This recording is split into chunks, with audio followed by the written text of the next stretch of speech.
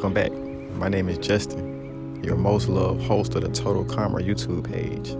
Today, we're going to take a glimpse in the past, a far glimpse in the past of ancient China, ancient Japan, and connect it with the ancient kingdoms of Africa, one being the ancient Benin Kingdom. Let's get started. Don't forget to like, subscribe, and comment down below. Highly appreciate it. Improve my algorithm presence. Thank you. Imagine a metropolis not forged from steel and glass, but from living earthworks and vibrant coral beads. A city adorned with brass bas-reliefs whispering forgotten tales, where life-size bronze heads gaze enigmatically from palace walls. Imagine a kingdom so magnificent its streets were paved with coral, its walls stretched for miles, and its art dazzled the eyes of European royalty. A place where sophisticated social structures hummed with trade, elaborate rituals pulsed with ancient beliefs, and the clang of the metalworker's hammer echoed a symphony of a civilization reaching its zenith. This, dear viewers, is the legacy of the Great Benin Empire, a beacon of African brilliance that shone for centuries in the heart of what is now Nigeria. To understand Benin is to delve into the soul of a people who worshipped beauty and venerated skill. Their artistry, a language whispered in metal and bone, transcended mere aesthetics. Bronze, molten and tamed by the furnace, flowed into exquisite sculptures, each curve and furrow a testament to the divine right of the Oba, the king god who embodied the very essence of the kingdom. Ivory, plucked from the heart of the forest, took shape under nimble fingers, morphing into masks that danced with the spirits and combs that crowned the heads of royalty. Every object, from the exquisitely detailed ceremonial swords to the humble clay pot, pulsed with a sacred hum, a silent ode to the ancestors and the divine spark that animated their world. Welcome to this historic video segment. Today we are taking a dive at the civilization, art, and culture of the Great Benin Empire.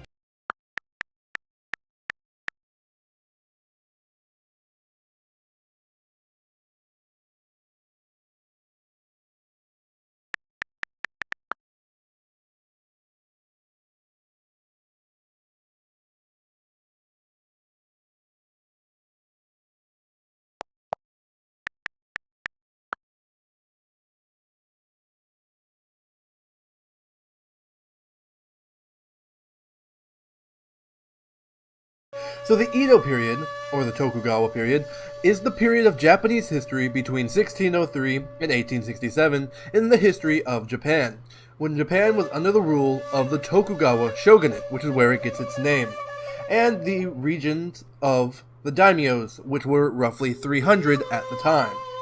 Emerging from the chaos of the Sengoku period, the Edo period was characterized by economic growth, strict social order, isolationist foreign policies, stable population, perpetual peace, and a new enjoyment and emergence of culture, art, and philosophy. This period derives its name from Edo, which was the original name for what is now known as Tokyo, and this period began on March 24th, 1603, when the shogunate was officially established by Tokugawa Ieyasu. As soon as I saw Ieyasu, it was a red flag. Okay, what do we have so far? In Japan, the Edo period lasted from 1600 to 1800.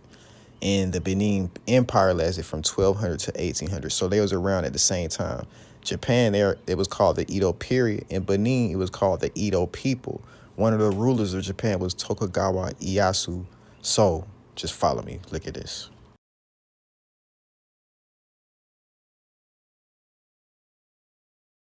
Ieyasu, Iyase, Edo period, Edo people.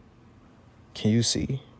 What else can we find? Let's see. Tokugawa Ieyasu founded and was the first ruler of the Tokugawa shogunate, ruling Japan from 1603 to 1868. Born during the stormy era of the Warring States of Japan, Ieyasu established himself as a pivotal figure on the political scene, following strategic alliances and military victories. His shogunate set up a 250-year spell of relative peace and stability in Japan, known as the Edo period. Ieyasu was born in 1543, when Japan was fragmented into several warring states, each under the control of a feudal lord known as a daimyo.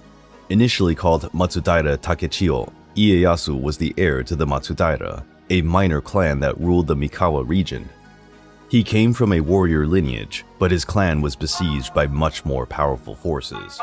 When I got to this point, I definitely didn't know what to think. A small question I had was starting to unravel into something that I felt was like super big, or just like some type of hidden agenda that has been going on for maybe 10,000 years. When did history change? Why is it such a taboo? As I dug a little deeper, I started to come across all of these ancient cultures. But let's wrap up this Japanese African segment so we can move on further. A young Nigerian named Osazuwa was sent by his parents to Tokyo in Japan to attend university there a few years back.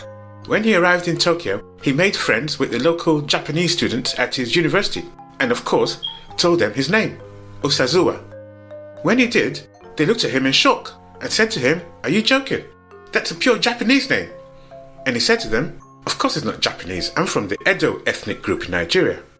And the friends looked at him in even greater shock and said to him, "What did you just say your ethnic group was?" He repeated, "Edo." And then they said to him, "You've got to be kidding. Edo is the former name of Tokyo, this city we are in right now. Edo is the former name of Japan. It's also the name of the Edo Empire, which reigned over Japan for centuries."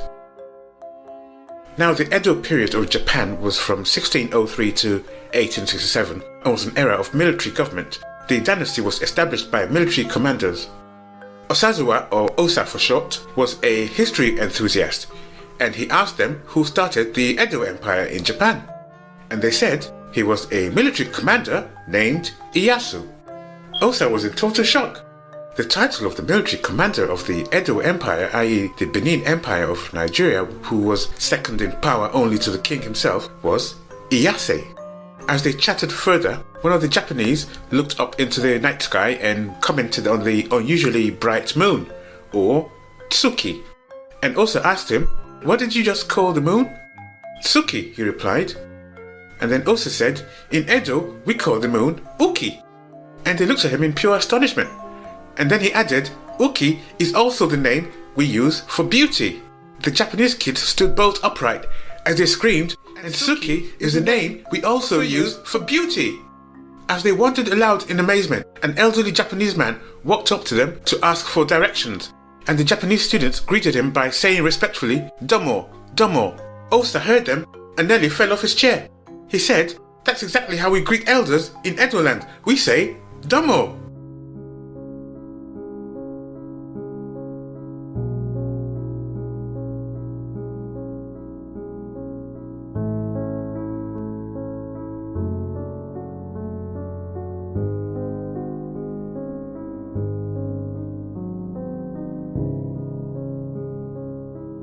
As you can see, it's time to wake up. What else is hidden in plain sight? How connected are we really? Countless amounts of evidence to support this thesis. So I just ask you to bear with me and be patient as we go down this historical journey to uncover the truth. Thank you. This is Yasuke, the first recorded African samurai. But the funny thing about him is he served under Oda Nobunaga, and Oda Nobunaga was one of the three warlords to bring in the Edo Empire, along with Tokugawa Ieyasu. There go Ieyasu again. Is that a coincidence? Maybe. Gods of Northern Buddhism, we find a name, the Asian name of the supreme deity of the universe. His name is Sambo. They say when nothing else was, Sambo was the name of the God of the universe to the people of Asia. And there are many places that carry this name. This is a depiction of Sambo.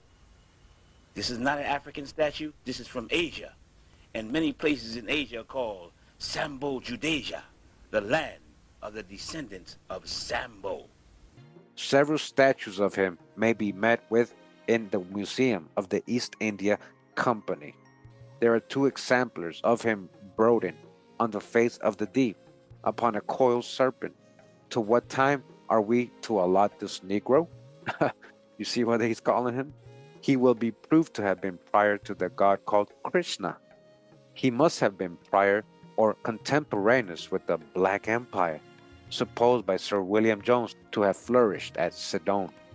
The religion of this Negro god is found, by the ruins of his temples and other circumstances, to have been spread over an immense extent of country, even to the remotest parts of Britain, and to have been professed by devotees inconceivably numerous. I very much doubt whether Christianity at this day is professed by more persons than yet profess the religion of Buddha. Of this I shall say more hereafter. Let's get into it. We had a Songhai Empire where Benin, Mali, Gambia went from around 1000 to 1600, although we have conflicting dates with this post right here. In China, you have the Song Dynasty, lasting from around 1000 to 1300. Is that a coincidence? Maybe. We got more connections. Let's connect the Maya to China.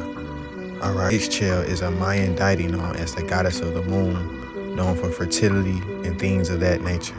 This is how she's depicted with the white rabbit, which stuck out to me. This is Chang'e, the moon goddess. Chang'e lives with an immortal white rabbit called the Jade Hare. Coincidence? Maybe. Check this one out. You gotta let me know if I'm reaching here. Really, drop down in the comments and leave 100 if I'm not, but let me know if I'm reaching with this one. Alright, y'all. You gotta read it for yourself. Just look. Am I reaching? Or do you see the similarity? Like, it's right in front of you. Drop down, leave a fire and an eye emoji if you know type shit. Don't forget to like the video too. Chang'e holding the Jade Hare.